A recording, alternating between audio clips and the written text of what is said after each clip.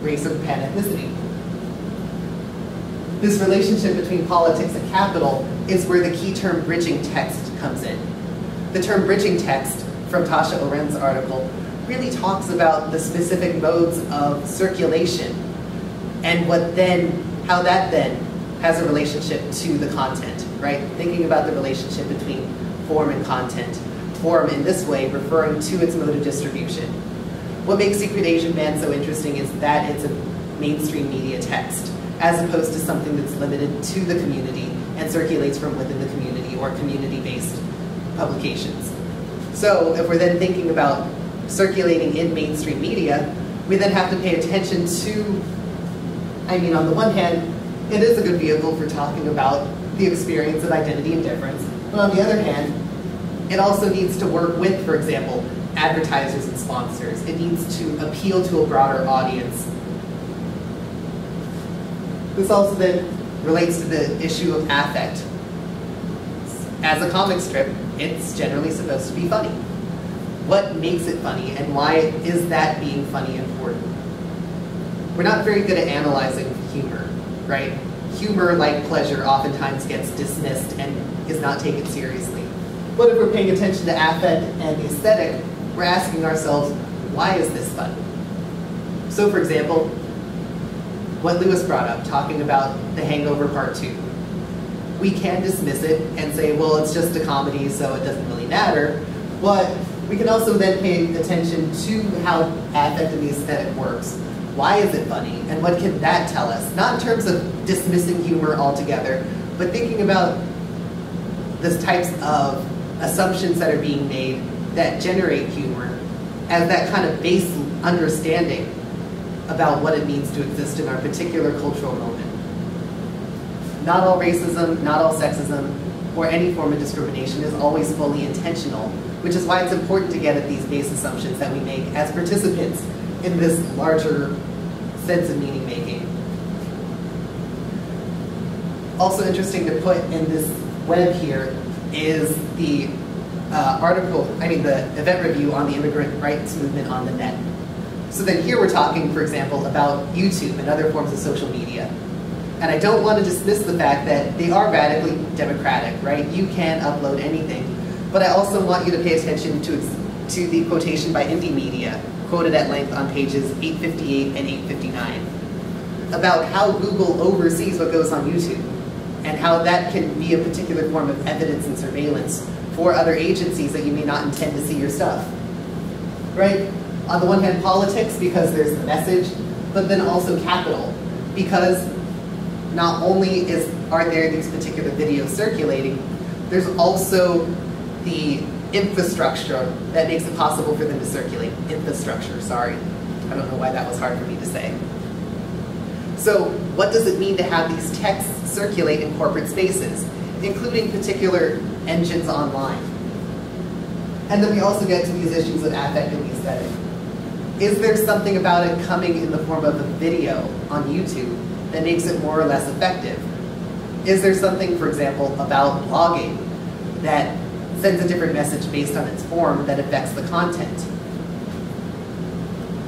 And then, finally, the Lisa Nakamura article plugged into this web. So here we're also talking about a humorous website that is distinctly visual.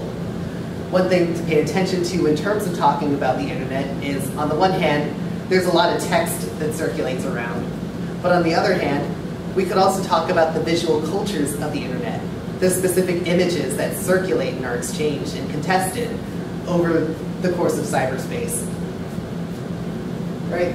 So if we're talking about cyberspace, we then get to this interesting issue of capital, because it does take a specific set of knowledge in order to create a website, even in order to use a website.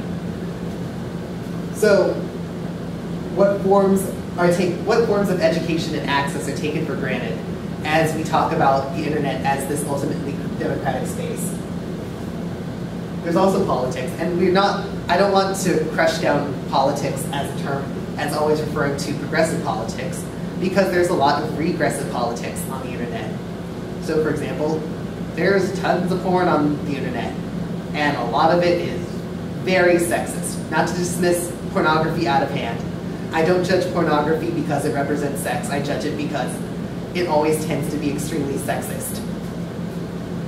We can understand, for example, the politics of pornography as sometimes doing things that are really regressive. It seems like it's not political because it's generally so taken as the norm.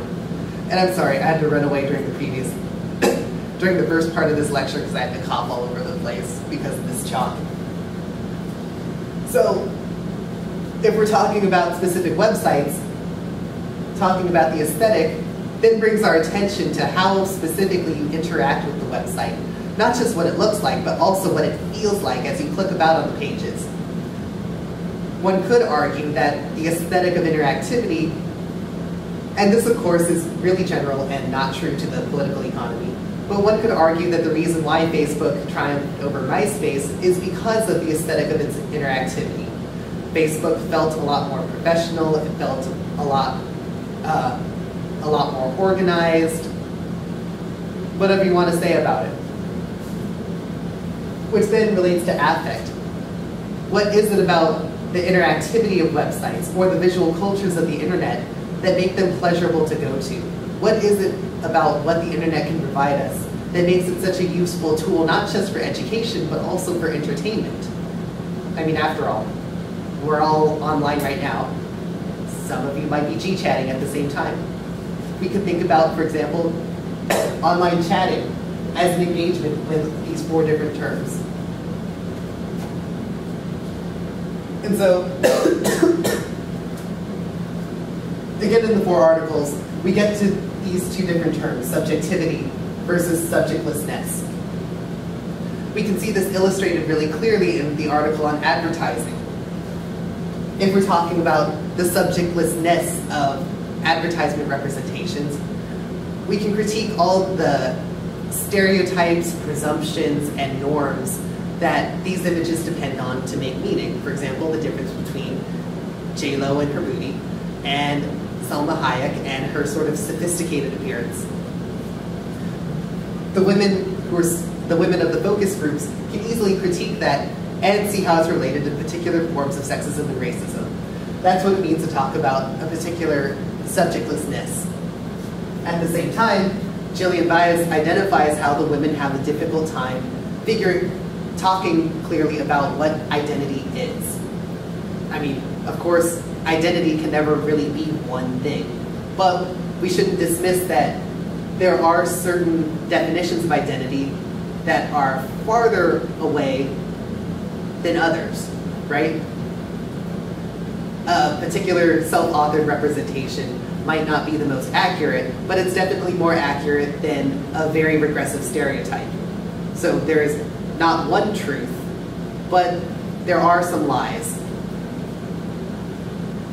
We can then understand subjectivity as the articulation of what identity is, particularly in relationship to these images. We can also see this in Tasha Oren's reading of Secret Asian Man. It's easy to critique US advertising because we can understand it as coming from mainstream media for these particular purposes related to capital. But then what about the sort of self-authored community image? So we get subjectlessness because we can understand the comic strip as critiquing particular forms of racism. But at the same time, if we're going to do justice to the diversity of our communities, we can't say that identity is this one thing. So we then get this useful relationship between identity and difference.